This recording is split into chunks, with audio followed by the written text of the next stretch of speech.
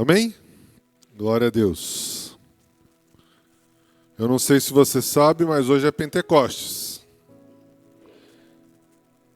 Pentecostes significa 50 dias após a ressurreição de Cristo. Essa semana nós tivemos Shavuot, né? E que inicia-se um processo de maturidade daquilo que Deus deseja para nós. E é sobre isso que eu quero falar com vocês hoje, não sobre Pentecostes, mas sobre a maturidade de um filho espiritual. Porque o Pentecostes nada mais é do que o início dessa maturidade para que a gente possa alcançar a estatura do varão perfeito. Então, o Pentecostes teve um mover de Deus através do seu Espírito Santo e ascensão do nosso Senhor Jesus, onde ele sobe aos céus e deixa o seu Consolador, que é o Espírito Santo de Deus.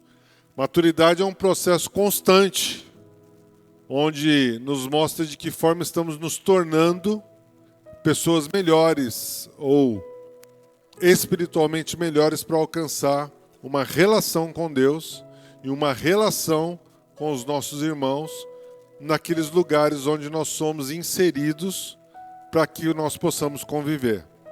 Agora, essa maturidade é uma pergunta muito séria que a gente se faz e tem que se fazer o tempo inteiro, e eu te faço hoje. Nessa maturidade que você está crescendo, você se deixa levar ou você leva os outros com você? Então, a maturidade espiritual, o agir do Espírito Santo em você, ela vai ter algumas responsabilidades de quem você é em Cristo, como você está em Cristo e aonde você quer chegar em Cristo. E nessa mostra de crescimento, nós podemos ser deixados levar ou levar os outros conosco. Então, essa é a primeira pergunta. Você tem se deixado levar ou você é levado pelos outros? Qual é a posição hoje que você se encontra nesse caminhar da maturidade espiritual? Então, feche seus olhos, eu quero orar com você. Pai, em nome de Jesus, nós queremos falar hoje sobre maturidade no Espírito Santo, para alcançar a estatura do varão perfeito. Nós queremos ser aperfeiçoados no Senhor. E como em Pentecostes, Pai, o início de todas as coisas, onde o Senhor nos deu o Teu Espírito Santo, para podermos sermos maduros, Pai, e não crianças, para sermos levados por qualquer doutrina ou qualquer vontade da alma, Pai, nós te pedimos nesta manhã que a Tua graça e misericórdia esteja sobre nós, em nome de Jesus, amém. Quero começar com um texto para vocês, um texto que fala sobre instrução. Então, abre em Provérbios, no capítulo 4, verso 13. Provérbios 4, a partir do verso 13. Ele diz assim: apega-te à instrução e não largues. Guarda, porque ela é a tua vida. Diga, a instrução é a minha vida. No 14 diz: não entre nas veredas dos ímpios, nem ande pelos caminhos dos maus. Ou seja, não comece a observar caminhos que vão te levar a um desvio daquilo que Deus planejou para você. 15. Evita-o, não passes por ele, desvia-te dele e passa de largo, pois não dorme se não fizeram mal, e foge deles o sono se não fizerem tropeçar alguém. Porque comem o pão da impiedade e bebem o vinho da violência. Mas a vereda dos justos é como luz da aurora, que vai brilhando mais e mais até se tornar dia perfeito. Eu não sei se você já acompanhou um amanhecer do sol. A turma muito gosta de acompanhar o pôr do sol, né? Mas a manhã do sol, como é que ela funciona? Como é que ele vem nascendo? Eu não sei se você já viu, mas em alguns lugares o sol vem nascendo, vem fazendo aquela névoa, e conforme o sol vai tomando conta do dia, aquela névoa vai se desfazendo, e ali, quando chega meio-dia, você consegue enxergar todas as coisas sem sombra nenhuma. Então ele está dizendo que o caminhar do justo é dessa forma. Ela pode vir de manhãzinha, ter algumas névoas ali, mas que se desfazem rapidamente. Mas ele diz que o caminho do injusto, né, ou o caminho daqueles que são ímpios, ele não vai por esses lados. Ele quer sempre estar levando alguém, e a Bíblia nos orienta a estar longe desses lugares. Estar andando longe dessas veredas, ou seja, desses caminhos que alguém pode querer te levar para esse lugar. Ele fala assim, ó, que o ímpio ainda, ele tem algo nele que ele não foge do mal e ele não consegue dormir sem fazer o mal. Olha só. Olha como é que é um vício, parece que é um vício a impiedade, né? O ímpio, ele parece que tem um vício de querer fazer o mal todo o tempo e levar pessoas a esse lugar o tempo inteiro. Então, essas pessoas, a Bíblia nos orienta a andarmos longe delas. Aquelas pessoas que te induzem a errar, te induzem ao caminho de erros, te induzem a tropeçar. Ele está dizendo, ó, se afasta delas, porque é um caminho ruim para você. No contexto natural, amadurecimento é a fase que dá sequência ao crescimento. Então, para que a gente possa crescer sadio, o provérbio já nos adverte para se afastar dessas pessoas, mas buscar o justo, porque o justo é dessa forma, ele vem até se tornar dia perfeito. É muito legal porque se uma árvore der um fruto e ele estiver maduro, significa que ainda há um processo ali para frente. Um processo de apodrecimento e queda desse fruto, né? É um processo de formação. O corpo físico funciona da mesma forma. A gente vai crescendo, mas chega um limite na sua maturidade onde você pode reproduzir, onde você pode dar sequência àquilo que Deus planejou para você. E o mais lindo de tudo isso é que a Bíblia diz assim, olha, lá em Jeremias 17:8, que independente do seu fruto ainda estar dando, da sua árvore estar dando fruto, e aí eu quero abrir um parênteses sobre aquela figueira que foi pregado na semana passada. Aquela figueira, ela tinha folhas, e uma figueira com folhas significa que ela está com folhas para proteger o seu fruto. Mas quando Jesus encontra aquela árvore cheia de folhas e sem fruto, ela fala assim, ela é inútil. Porque o que importa não são as folhas verdejantes, mas o que importa é o fruto que ela tem dado. E Jeremias fala isso, que aquela árvore que é plantada à beira do ribeiro, as suas raízes vão tão profundas que podem pegar essas águas. Ela diz que o fruto, ela dá o seu fruto na sua época, mas as suas folhas não caem, não murcham. Então, olha só que coisa linda.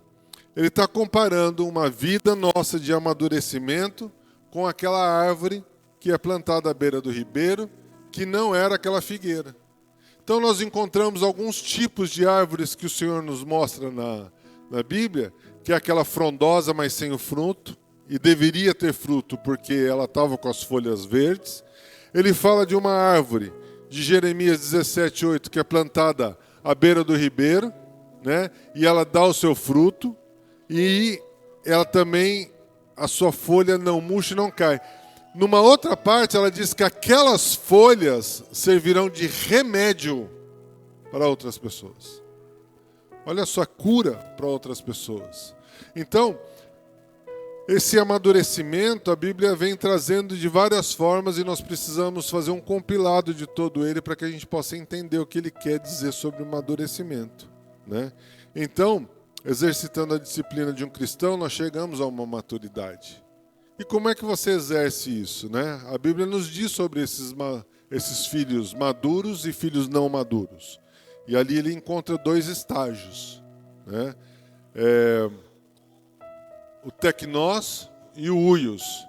Então são dois estágios de filhos. Um quando você recebe a palavra, onde você está amadurecendo, e um que você executa essa palavra de tal forma que Cristo está verdadeiramente dentro de você e o Espírito Santo age.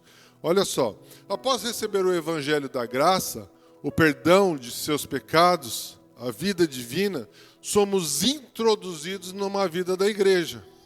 Um ambiente preparado pelo Senhor para podermos servi-lo. O propósito é aperfeiçoamento para que um dia possamos governar o mundo que há de vir. E enquanto não governamos o mundo que há de vir, nós estamos governando nossas vidas enquanto estamos aqui. Hebreus 2, de 5 a 8. Nesse viver normal, praticando a palavra do Senhor, ganhamos mais da vida divina do que levar os outros a amadurecimento. Nós ainda estamos nos alimentando de um leite para que a gente possa levar outras pessoas. Então, quando a gente começa no Evangelho, quando a gente começa a entender quem é Cristo, a ler a sua palavra, a se desenvolver por causa disso, a ter uma vida com Cristo dentro da igreja, a servi-lo dentro da igreja, a gente começa um processo de amadurecimento. E nós vamos entendendo. E servir é algo que vai te levar num amadurecimento por várias coisas. Servir na igreja, você não escolhe quem você vai servir. É Deus que traz as pessoas para a igreja e são elas que você tem que servir. Ah, não vou com a cara da Rose. Mas eu tenho que servir. Eu amo a Rose. E mesmo assim eu tenho que servir. Eu não escolho, como num rodízio que você vai de carne. Ah, a ponta de peito você não quer, mas o ancho você quer. A picanha você quer. Quando passa o coraçãozinho, você não quer. Tem gente que quer. Quando passa o frango, você fala, frango eu como em casa. Não é assim. É diferente. O rodízio humano você pode escolher. Mas quando a gente está introduzido dentro de uma igreja, você não escolhe quem servir. Você serve a todos da mesma forma. Ah, mas o Anthony eu não entendo o que ele fala. Tem que servir. Não adianta. Tem que servir. Ah, eu prefiro servir um que... Não tem essa. Quando você está servindo na igreja, não tem.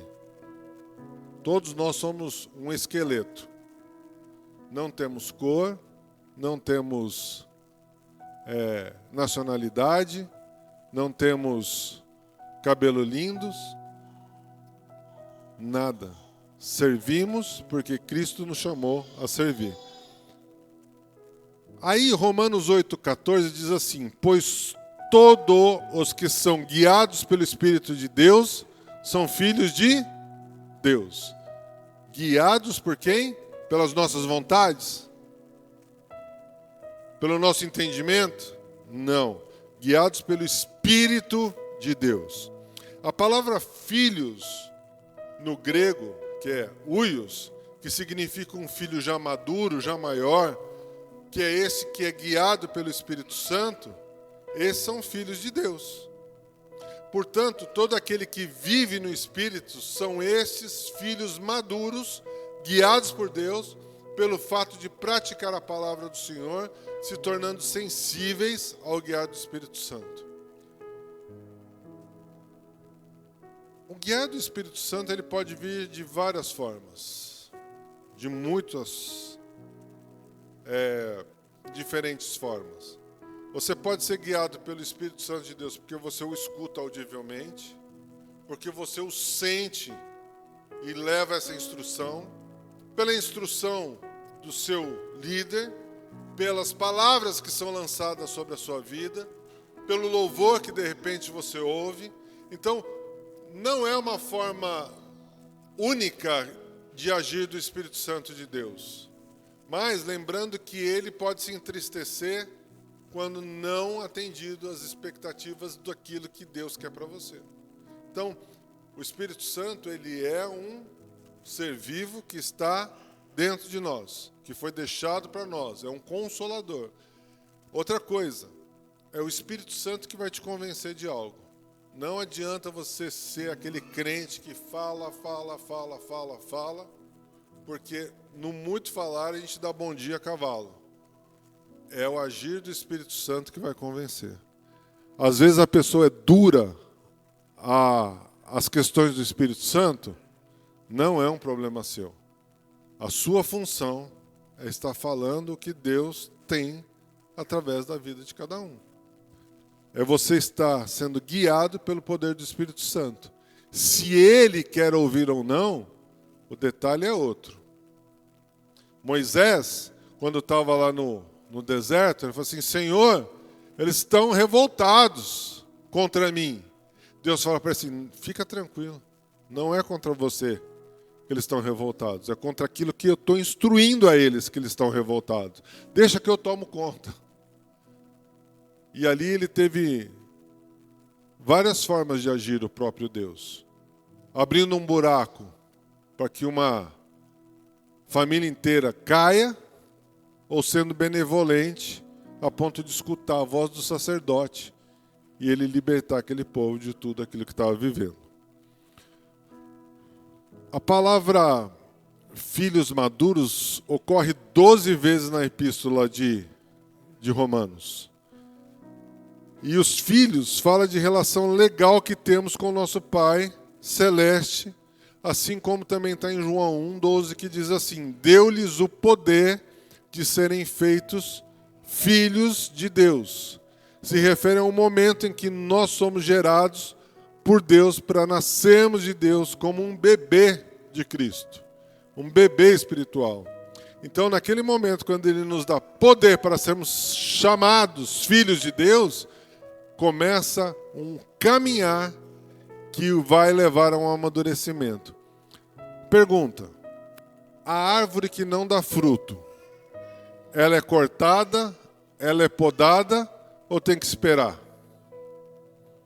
Nós já tivemos essa pregação também sobre corte e poda. Eu quero dizer que tudo vai depender do amadurecimento dela. Você não pode exigir que uma planta recém-nascida, recém-plantada, dê fruto. Ela não vai aguentar. Ela vai sugar toda a sua energia para dar um fruto e ela vai morrer. Então, tudo depende da maturidade dessa planta que foi plantada ali. Quanto tempo faz? Um pé de laranja leva quanto tempo para dar laranja? Alguém sabe? 3, 4 anos? Um pé de café? Um pé de tâmara? É muito mais tempo. Um pé de figo? Então, quando Deus começa a nos comparar com plantas, Ele está dizendo isso: olha, cada um tem seu tempo. Cada um tem o seu tempo. Quem que dá fruto mais rápido? A soja. Né? A gente tem safrinha de soja, ela é rapidão. Né? Mas ela não dura tanto tempo, ela já é arrancada rapidinho, porque dá uma vez só. A cana-de-açúcar, né? Ela dá o broto e aí ela vai sendo plantada do mesmo broto, do mesmo broto, do mesmo broto. Então, tudo é uma relação de quem você é, ou de que árvore frutífera você é. Macieira, tamareira. Quem você é? Então, Hebreus 2,10 diz assim: porque convinha que aquele por cuja causa são todas as coisas, e por quem todas as coisas subsiste, tendo que levar muitos filhos à glória, aperfeiçoando-se pelas aflições, o autor da salvação deles. Somente um filho maduro está em condições de ser levado à glória. Ele está dizendo aqui que, ele está falando sobre Jesus, ele está dizendo que aquele que se humilhou, aquele que foi confrontado, aquele que teve o corpo rasgado, aquele que teve as aflições, ele se aperfeiçoou tudo nele, pela obediência, por ser um filho maduro. E por causa desse filho maduro, é que nós chegamos a uma salvação. Ou seja, através daquele que se entregou na cruz do Calvário, que era maduro o suficiente, que é o nosso alvo, é Ele quem vai começar a dar os parâmetros de obediência para se tornar um filho maduro. Filho maduro é desobediente? Filho maduro se revolta? Filho maduro peca? Filho maduro vai ficar chorando nos cantos? Faz birra? Eu não quero isso. Deus me mandou para um lado, mas eu não quero ir. Birra faz criança pequena. Pecado comete aquele que ainda não tem o objetivo final, que é Cristo Jesus. Você pode viver sem pecar? Pode. Se o nosso parâmetro é Cristo, e Ele mesmo disse que nós faríamos coisas maiores, você pode viver sem pecar. Mas não é uma condição para a salvação. A condição para a salvação já foi feita na cruz do Calvário. Isso é diferente. Ser filho maduro e crescer espiritualmente é diferente. Esse filho, ele evita o pecado, assim como nós lemos em Provérbios. Ele evita andar com as pessoas erradas. Ele sabe o caminho que vai levar ele à perdição. Então ele foge desses lugares. Nós não estamos livres de pecar, mas podemos não pecar. Porque o pecado é uma decisão de cada um de nós. Você decide se entregar pelas concupiscências da carne. Você decide mentir. Você decide fazer as coisas. Sabe? Quando você vê a lista das coisas que não herdarão o reino dos céus, todas elas são domináveis ao ser humano. Engraçado isso, né? Nós podemos dominar todas elas.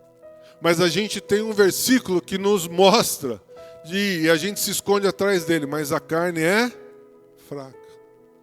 Você quer ficar se escondendo atrás disso o tempo inteiro? Você nunca vai ser um filho maduro. Nunca. Se você quiser se esconder atrás dessas coisas, você nunca vai amadurecer. Porque o filho maduro assume o erro, pede perdão, faz a conversão e quer seguir dando fruto. É isso. Então, todos os pecados que nós cometemos, né, são pecados porque a gente quis pecar. Tem uns que são tão assim que a gente já deixou pecado de estimação. Vive como um modo de vida do nosso lado. Eu não sei se vocês viram um filme muito legal, que é aquele Pegue-me Quem Puder. É um cara nos Estados Unidos que se passa por um monte de coisa e ele dá golpe em todo mundo, instituição financeira, em pessoas e isso. Ele se passa por piloto da Panam, né? E naquela época que o filme aconteceu esses fatos, um piloto ganhava muito bem e era tido como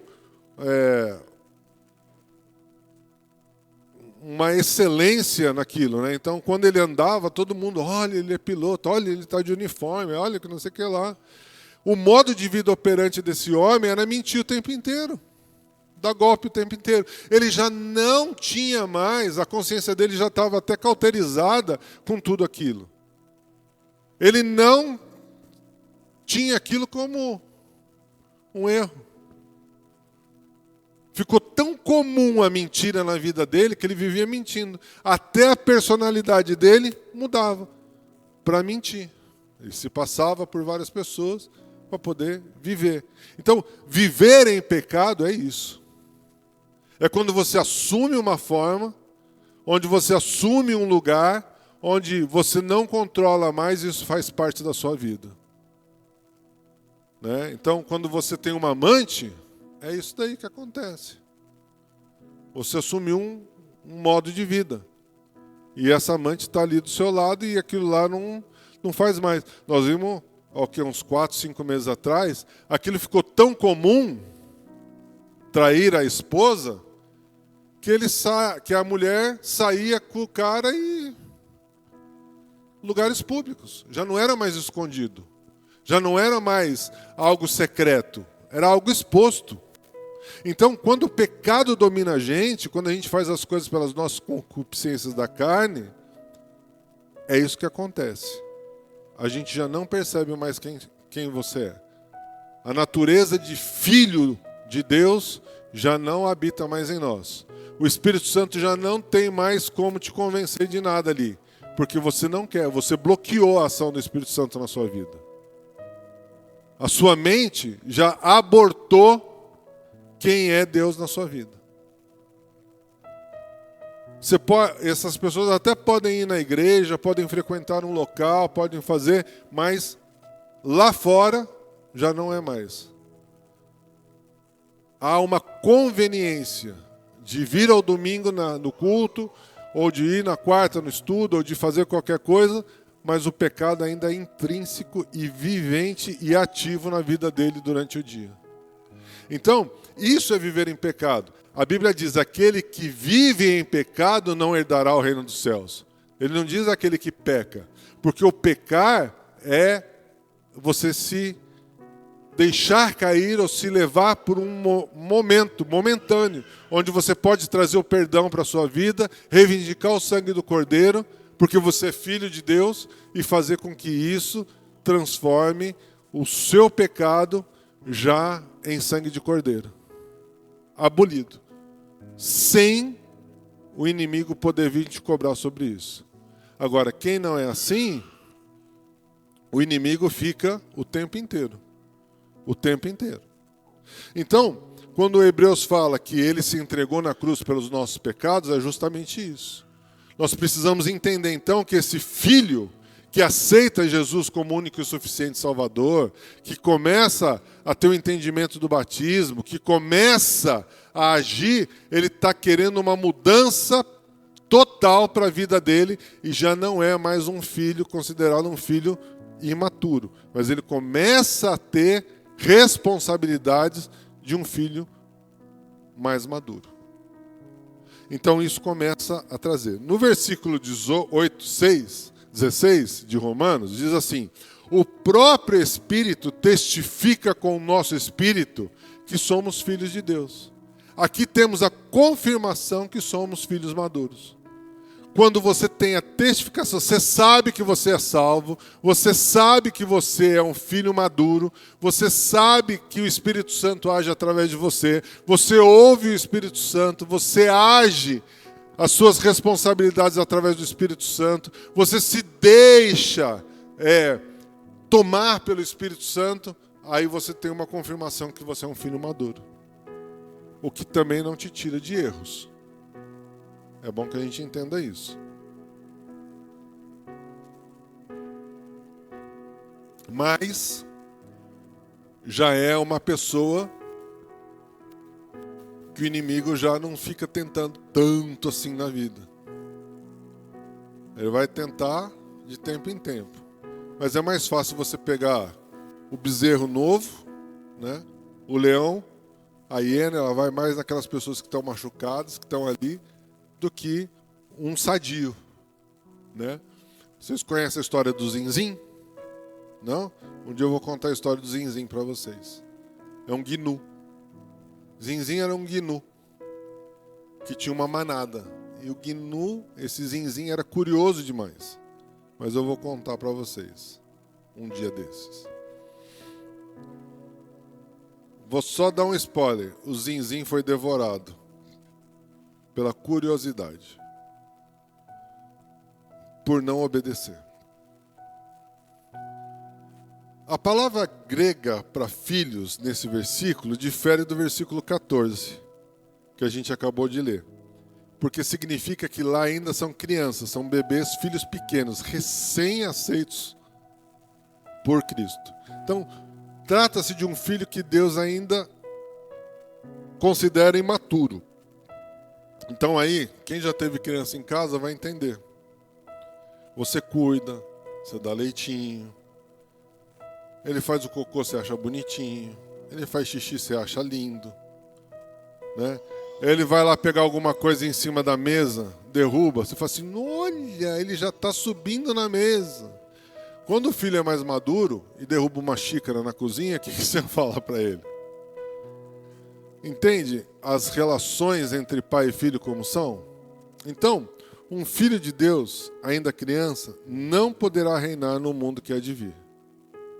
Ele não vai ter espaço ali. Ele é salvo? Eu quero que você entenda que salvação é diferente de galardão, que é diferente de pecar, que é diferente de um monte de outras coisas. Salvação é pela fé, pela misericórdia que Deus deu em nós.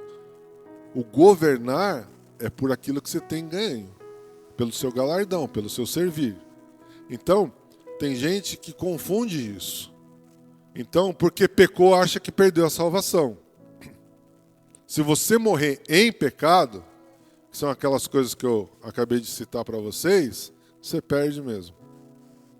Há gente que prega que salvação não se perde. E há gente que prega que salvação se perde. Então, se você morrer em pecado, eu creio que você não vai ser salvo. Porém, se você pedir perdão, você vai ser salvo. Foi o que aconteceu com os 2 ladrões que estavam na cruz. O da direita falou: eu sei que tu és o Filho de Deus, né? Nós não fizemos nada. Ele não fez nada, mas nós fizemos. O da esquerda já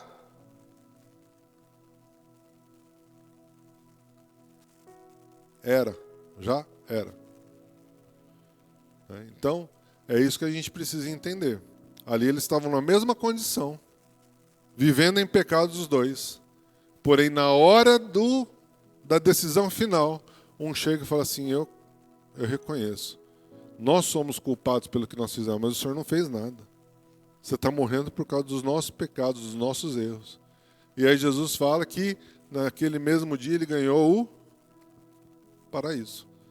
Então, isso me leva a crer que eu posso perder a salvação, mesmo estando naquela situação.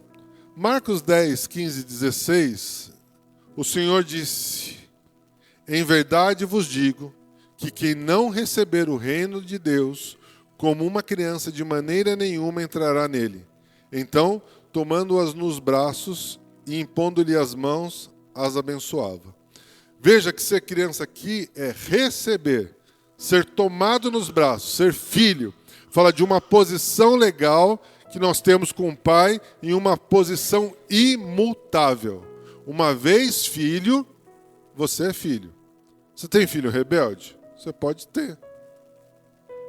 Em nome de Jesus nós não temos. Mas a Bíblia nos narra de um filho que não quis nada. Aquele filho pródigo, ele não só reivindicou, né? Se a gente for ver, o filho pediu a parte dele, o pai deu, mas aquilo lá tem um sentido muito mais aprofundado, porque um filho que rejeita o pai, ele estava dizendo que o pai era indigno de poder controlar uma família. Então, que ele estava reivindicando parte daquilo que era dele para poder ir embora. Ele está dizendo assim, eu estou indo embora porque eu não gosto do jeito que você governa, eu não gosto do jeito que você me trata, eu não gosto de estar com você, então me dá a minha parte porque eu quero ir embora. É muito mais profundo do que só ir embora. Aquele filho rejeitou uma geração. Ele estava dizendo: eu não quero mais o teu nome, teu sobrenome para mim não presta. É uma humilhação para o pai ser rejeitado por um filho. Então, naquele momento, o pai deve ter ficado num momento triste. Mas deu. Assim, tá bom, você quer ir, eu não posso fazer nada com isso. E aí ele vai experimentar todas as coisas lá fora, a gente sabe o que acontece, né? Mas você pode ter um filho rebelde dentro de casa? Você pode ter, mas em nome de Jesus você não vai ter. Então, mais uma vez filho, sempre filho. Você pode até mudar o teu sobrenome, mas você leva o sangue de filho. Tem filho que é criado no mundo espiritual. Você que vai dar o leitinho para ele, você que vai fazer ele crescer, aí ele vai amadurecer. Ele pode ir embora? Pode, porque todos são filhos de Deus. Enquanto Deus permite que você cuide, você cuida. Uma vez que ele quer voar, ele pode voar. Não é teu, mas não deixa de ser seu. Então, O amadurecimento faz parte da vontade de Deus para nós. Que o Espírito possa trabalhar nos recém-nascidos, que são esses técnicos, para que eles alcancem uma completa filiação e sejam filhos maduros, para que venha corresponder à sua perfeita vocação celestial de servir ao Senhor na plenitude do nosso conhecimento. E aí a igreja tem uma função muito grande em fazer com que essas pessoas ou esses filhos recém-convertidos, recém-adquiridos, cresçam no mundo espiritual. Então, essa questão do filho, a igreja é responsável pelo crescimento espiritual dele. Como? Ensinando, exortando, acompanhando, chorando junto, rindo junto, indo junto. A igreja é fundamental para isso. É ali que você vai crescer e vai amadurecer. E nesse amadurecimento é que você chega na altura de um filho huios, que é um filho maduro para responder pela sua própria ações. Efésios 4, 12 e 14. Com vista ao aperfeiçoamento dos santos, para o desenvolvimento do seu serviço, para a edificação do corpo de Cristo, até que todos cheguemos à unidade da fé e do pleno conhecimento do Filho de Deus, à perfeita varonilidade, à medida da estatura da plenitude de Cristo, para que não mais sejamos meninos, como agitados de um lado para o outro e levados ao redor de todo o vento de doutrina, pela artimanha dos homens, pela astúcia com que induzem ao erro. Então nós vemos nesse verso o verdadeiro sentido daquilo que é um filho maduro. O aperfeiçoamento dos santos. A igreja serve para esse aperfeiçoamento, para que você não seja levado enganado por sentimentos e de pessoas até que se aproximam de você, e você, como um filho maduro, tem que ter o discernimento dado por Cristo para identificar se são ou não pessoas que devem andar com você, pessoas que devem fazer parte do seu ciclo de relacionamento. Eu falo uma coisa assim com muito temor, porque andar com Cristo significa negar algumas coisas. Andar com Cristo significa rejeitar algumas pessoas. É difícil falar isso, né? Mas Cristo não veio para todos? Sim, Ele veio para todos. E eu não vou deixar de pregar para todos. Mas conviver com todos, a própria Bíblia nos ensina que nós não devemos fazer isso. Então, agora, num ciclo de convivência, eu posso conviver, mas não fazer entrar no meu ciclo íntimo, ou no meu círculo íntimo de amizades, na minha casa. Então, você pode falar muitas coisas a respeito disso, mas é bíblico, tá? Quando houve uma confusão, as pessoas daquela igreja falaram assim, nós vamos entregar esse cara para Satanás. Esse aí já, ele não quer receber ninguém, ele faz panelinha, ele não ora por ninguém, ele não quer que ninguém entre, ele não quer falar da palavra de Cristo. Sai fora. Mas você nunca pode deixar de falar de Cristo para ele. Agora, você não precisa estar nessa convivência. Você pode até ter um pertencimento ali de uma festa, uma relação, uma vizinhança, uma estrutura que, de repente, de trabalho, que você precisa conviver com essa pessoa. Ótimo. Mas não se deixe levar por essas pessoas. Não se deixe enganar por essas pessoas. Então, porque a gente entra num ambiente de trabalho e a gente acha que a gente tem que ser amigo de todo mundo. Não, não tem. Existem pessoas, sim, que você vai fazer amizade, mas tem outras que você precisa manter distância. E eu não estou falando de religião, tá bom? Não é religião. Religião não define caráter, religião não define integridade, religião não define um monte de coisa para essas pessoas. Ela pode ser de outra religião.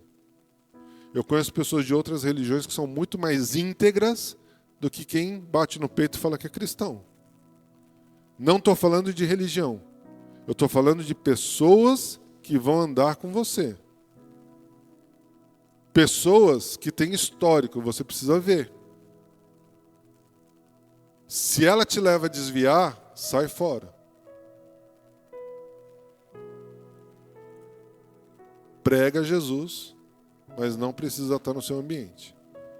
Eu tenho festa de fim de ano da empresa. Vai, conviva, dê o exemplo, seja sal, seja luz naquele ambiente. Não se deixe influenciar pelo ambiente. Jesus não deixava se influenciar pelo ambiente. Todo mundo ficava, lá ele anda com prostituta, anda com eles, são beberrão, eles não sei o que lá. Mas ele não se contaminava no ambiente que ele entrava. Ele transformava, por outro lado, ele transformava o ambiente que ele estava.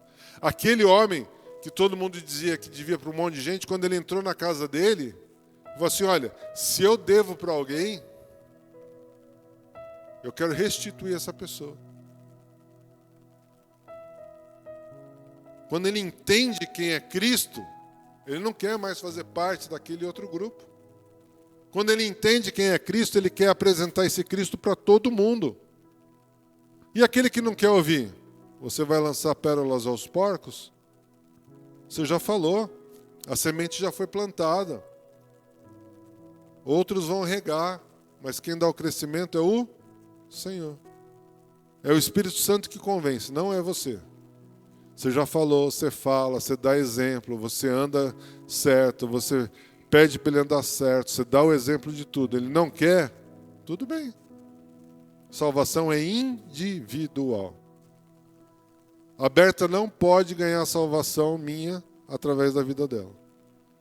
Mas ela pode falar da vida dela para mim e eu entender que é isso que eu quero. Salvação é individual. Ninguém vai te levar. E não adianta nem tomar monjaro para achar que vai ficar magrinho para pegar no pé de quem vai subir. Não vai. A porta é estreita, então você taca monjaro para poder passar na porta, esquece. Também vão. Ganhar asa mais forte, né? Então, nessa história toda, quem é você?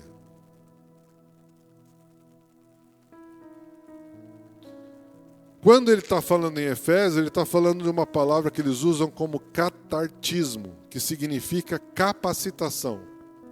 A igreja é obrigada a capacitar as pessoas para poder enfrentar o mundo. É função da igreja, unidade. Ensinar, mostrar quem é Cristo, incentivar a ler a palavra, incentivar a mudar de vida, incentivar a fazer a coisa correta. Eu só não posso pôr uma coleira em você e te obrigar a fazer tudo isso. Mas eu posso te advertir. Como profeta, eu posso te advertir. Presta atenção no que você está fazendo, porque isso pode te levar à queda. Cuidado com a altivez. Cuidado com as bocas. Cuidado com a concupiscência da carne. Cuidado com as tuas emoções. Não seja precipitado. Deixa Deus agir. Deus está no comando. Cabe a você querer fazer ou não. Então, quando eu vejo transformação em alguém, que fala assim, puxa, eu era desse jeito, eu ouvi a palavra de Deus, independente pela boca de quem, eu ouvi a palavra de Deus e isso me transformou. Esse é uma pessoa que está amadurecendo e recebendo e fortificando o Espírito Santo dentro dela.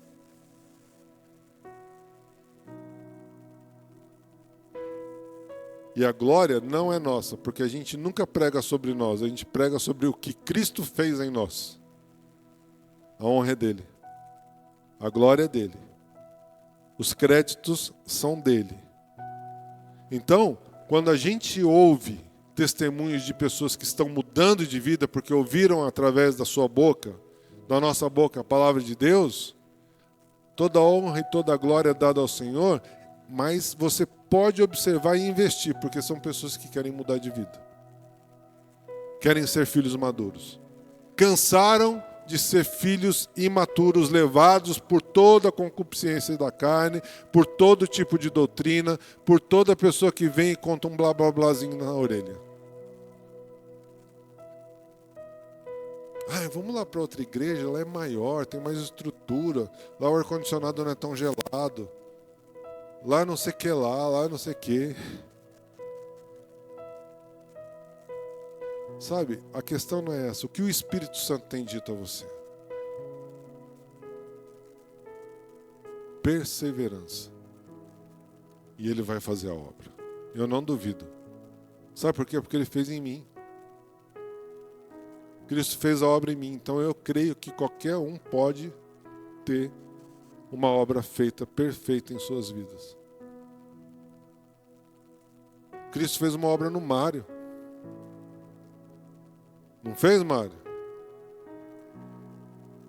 Tem lá, mostra a radiografia do Mário para os outros. Tem não sei quantas balas enfiadas nele. Cristo muda. Às vezes a gente precisa passar um processo duro para amadurecimento, né? Uma pancada. Mas posso te dizer uma coisa? Essa pancada você suporta. Porque Ele não dá pancada maior do que pode suportar. Você crê nisso? Fica de pé, eu quero orar por você.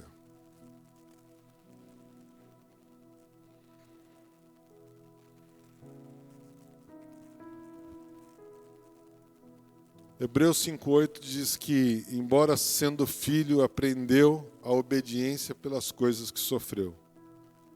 Crescimento físico é algo que acontece paulatinamente. O crescimento intelectual é uma função de aprendizado. O crescimento espiritual não depende do tempo nem do aprendizado, mas de uma obediência firme na vontade de Deus.